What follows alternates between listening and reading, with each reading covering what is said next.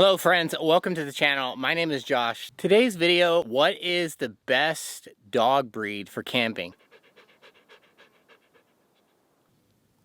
Here with me, I have my 4-year-old Dutch Shepherd, Versai. She goes everywhere with me. The reason I got a Dutch Shepherd specifically is these dogs are super athletic, have high drive. Now the breed Dutch Shepherds are a lot like Belgian Malinois, which is the dog that you'll see in the movie John Wick. Those dogs I primarily use for sport, protection, or police. Same with the Dutch Shepherd. These dogs love to be outside, they love to play. This specific breed can go hours on end. You literally have to call your dog off from doing protection sports or things like that because the dog will just go and go and go and go and do nothing but want to please you. I wouldn't say that there is a specific dog breed that is the best at camping. I just chose this breed based on the factors that I just told you about. Any dog that, it doesn't matter if it's a purebred, it doesn't matter if it's a dog from a shelter, a rescue. There's a lot of different dogs that can easily do this, go out, do camping, go out in the middle of nowhere, explore, hike.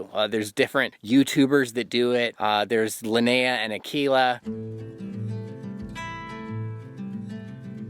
Tomorrow, hopefully, will be kind of the big day where we can catch some larger ones. Beautiful here.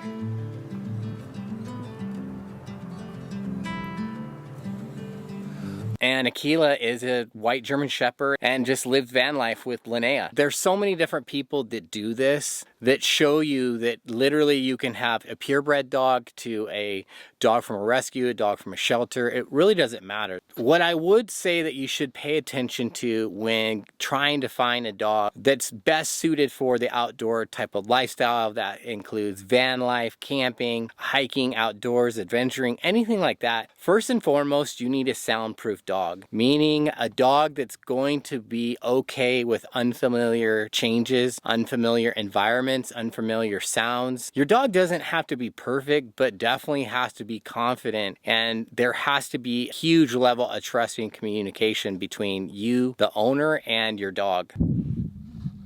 The dog doesn't have to be perfect. I'll give you a good example. Versai, when I got her, she struggled with resource guarding. So I bonded with her for several months, worked on a lot of her recall, worked on a lot of obedience to get to where I'm at today with her currently. Being able to show her that I wasn't going to take things and we were going to make things a game. Now, when you get out into the real world like this, those games and those fundamentals that you worked on should be at a point where the dog is just phenomenal with your communication, your relationship, and your bond. You need a dog that's super good with recall. That is the biggest thing, because you get out here, you're in the middle of nowhere, the dog takes off after a bunny, a bird, something like that. You need to be able to recall your dog or take the dog off of whatever the dog is focused on and be able to recall that dog and get it back to where you want. That's the biggest thing when, you're out here in the wilderness.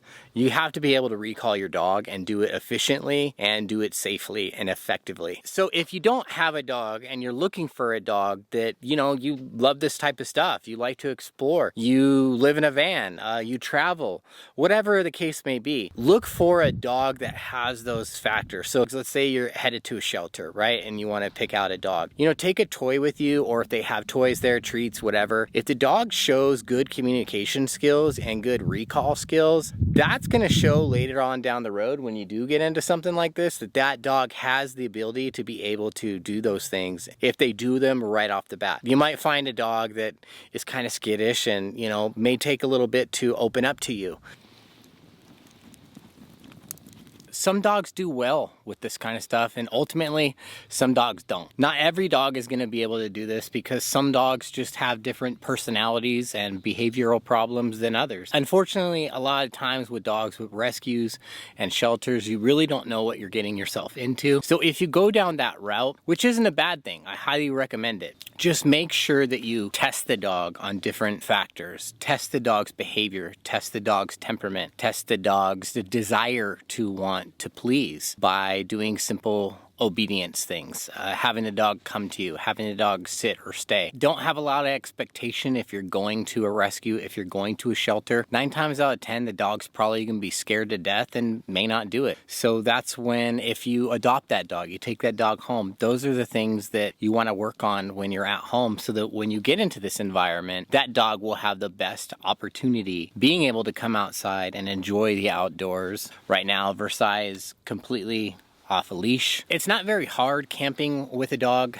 I have a video that I've done on how I get my dog up into the rooftop tent. Instead of taking the stairs, because it's super hard and she weighs, 75 pounds, so to carry her up there, just not going to happen. On the back side of the tent, actually where the tailgate is, I just stand on top of the tailgate and lift her up into the tent. You have to think of also the different components that you're going to have, whether that's a van life, if you're going to be in a tent, if you're going to be in an RV. There's so many different variables to think of when you're camping out here with your dog.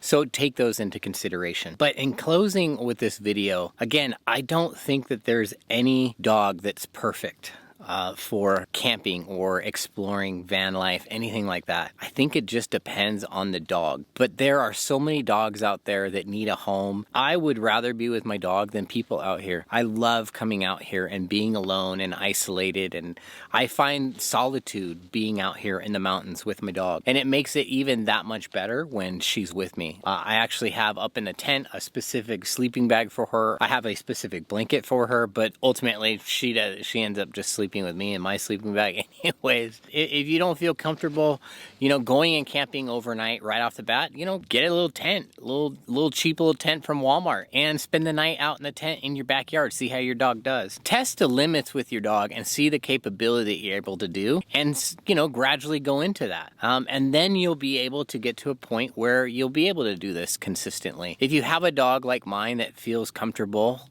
because of your leadership and your ability and things that you guys have done together, then I would say that you would do just fine doing this. If you have any other questions as far as camping specific related things to having a dog, please comment down below. Other than that, I hope you guys have a wonderful day, a wonderful weekend, and we will see you in the next video. Bye-bye.